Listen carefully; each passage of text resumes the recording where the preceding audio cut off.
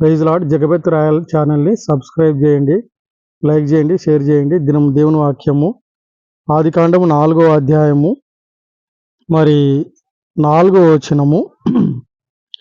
యెహోవా ఏబేలును అతని అర్పణమును లక్ష్యపెట్టెను. కాబట్టి దేవుడు మొట్టమొదటిగా మనుషులని లక్ష్య పెడతాడు, తర్వాత వారి అర్పణను లక్ష్య పెడతాడు. అదే రీతిగా దేవుడు యోబును అంగీకరించినాడు, తర్వాత అతని ప్రార్థన అంగీకరించినాడు. అతని ప్రార్థన ద్వారా యోబు స్నేహితులను కాపాడినాడు.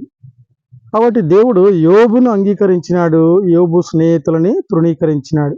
కాబట్టి దేవుడు మన ప్రార్థనను, మన అర్పణను లక్ష్య పెట్టాలంటే, అంగీకరించాలంటే మొట్టమొదటిగా ఆయన మనల్ని లక్ష్య పెట్టేవాడుగా ఉంటాడు, మనల్ని అంగీకరించేవాడుగా ఉంటాడు. తర్వాత మన అర్పణ, తర్వాత మన ప్రార్థనని లక్ష్య పెడతాడు.